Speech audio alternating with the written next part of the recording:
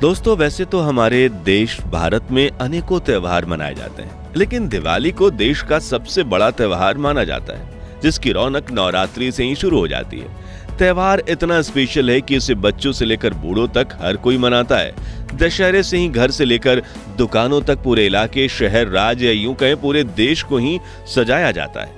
हर तरफ रौनक छा जाती है। बच्चे पटाखे जलाते हैं, घरों को देवियों यानी कि हमारी बहनें, माँ और दादी घर सजाती हैं, रंगोली बनाती हैं, दीप जलाती हैं, पिताजी रसोई को खाने पीने के सामान से भर देते हैं और हर कोई इस त्योहार को धूमधाम से मनाता है।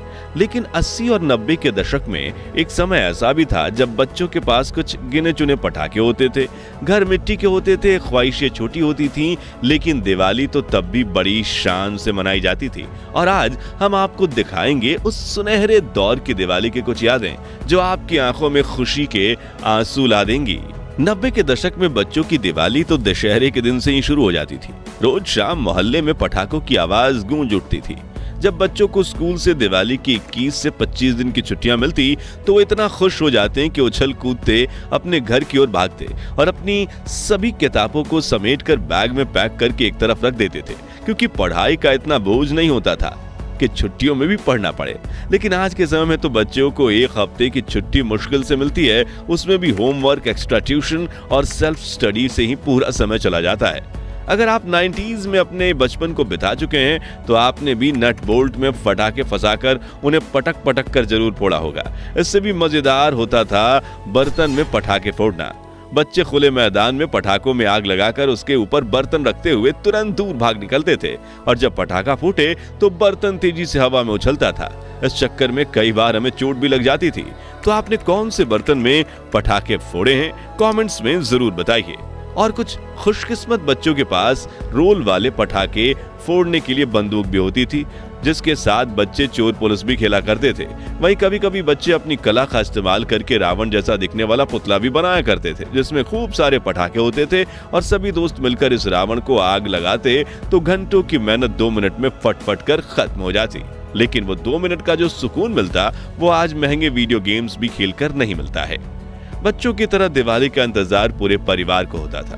खासकर माँ और दादी के कंधों पर घर की सफाई की जिम्मेदारी होती थी, जिसके लिए वो महीने भर पहले से ही काम शुरू कर देती थी और रविवार के दिन घर के सभी लोग साफ सफाई में हाथ बटाते थे। इस दौरान जो पुराना सामान निकलता था उसे देखकर अपनी यादें ताजा करना, खोए हुए सामान के मिलने की खुशी मनाना और धूल मिट्टी साफ करके घर को चमकाने में अलग ही सुकून मिलता था।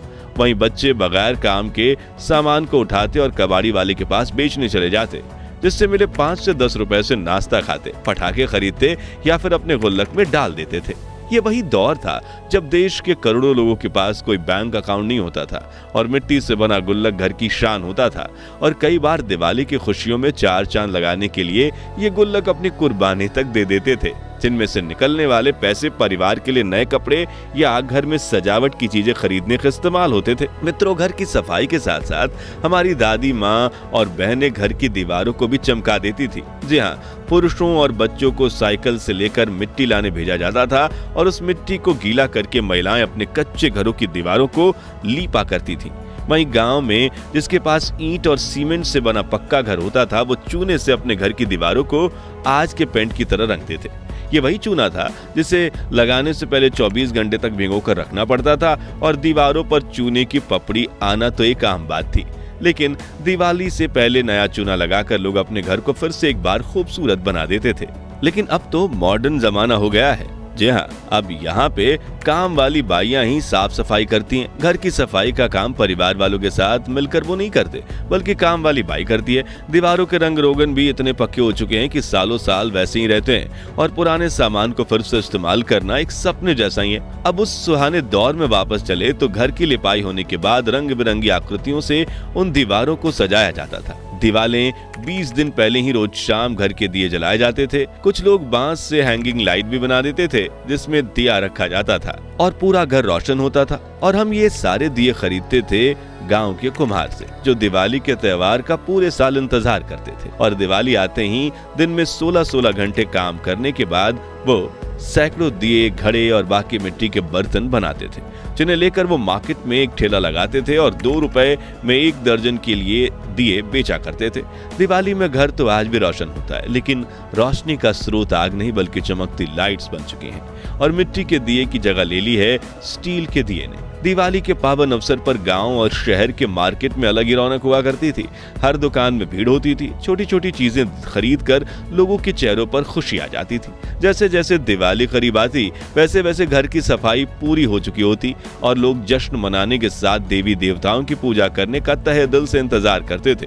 इस तरह शुरू होता था दिवाली के 5 दिनों का त्योहार, जिसके पहले दिन यानी कि धनतेरस को हम लोग झाड़ू और लक्ष्मी जी का कैलेंडर जरूर खरीदा करते थे।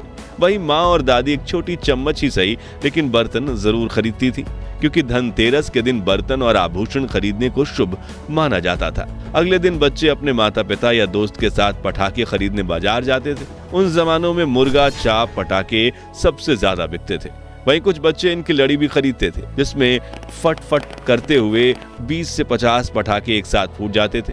वहीं पटाखों का सरदार माना जाता था सुतली बम को, जिससे बच्चे डरते थे लेकिन फिर भी खरीदते थे, क्योंकि इनका दमदार आवाज हमारे रोंगटे खड़े कर देता था। दूसरे स्थान पर आते थे 555 बम, जिनकी रस्सी काफी धीरे धीरे जलती थी, लेकिन जब वो बम तक पहुंचती थी तो पटाखे के ऊपर लगा कड़क कार्डबोर्ड का ढांचा फूटता तो बड़ा मजा आता।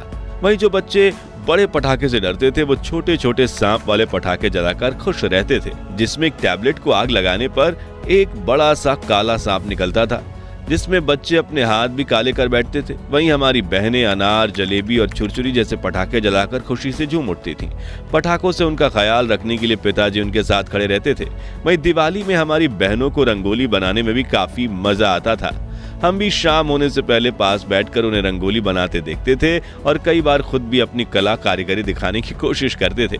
शाम होते ही घर के चारों तरफ दिए और मोमबत्तियां जलाकर घर को रोशन किया जाता था और सबकी माँ दिवाली की शाम भी व्यस्त रहती थी, क्योंकि घर में लक्ष्मी माँ की पूजा की तैयारी जो करनी होती थी।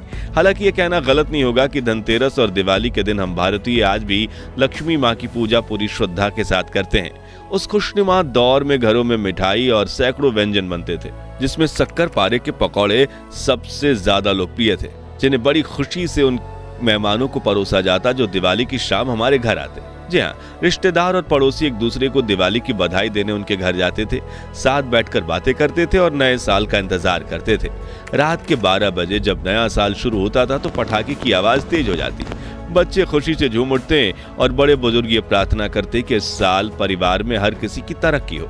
धीरे धीरे पटाखों की आवाज कम हो जाती और दिवाली की खूबसूरत शाम खत्म हो जाती, लेकिन खुशियां नहीं, क्योंकि देश के कई राज्यों में दिवाली के बाद 5 दिनों तक यानी कि लाभ पंचमी तक दुकान और दफ्तरों की छुट्टी हुआ करती थी, जिसका फायदा उठाकर लोग अपने रिश्तेदारों के घर घूमने जाते थे और माँ बच्चों को नानी के घर ले जाती थी और बिना किसी टेंशन के बच्चे अगले 5 दिन भी एंजॉय करते थे।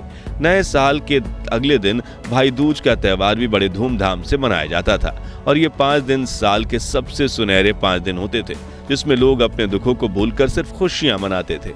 लेकिन फिर दिवाली भी निकल जाती और छुट्टियां भी पूरी हो जाती तो थोड़ा मूड ऑफ हो जाता। तो मित्रों, अगर आपकी दिवाली भी इसी तरह छोटी छोटी खुशियों से भरी है तो बधाई हो, आप अपनी जड़ों को नहीं भूले।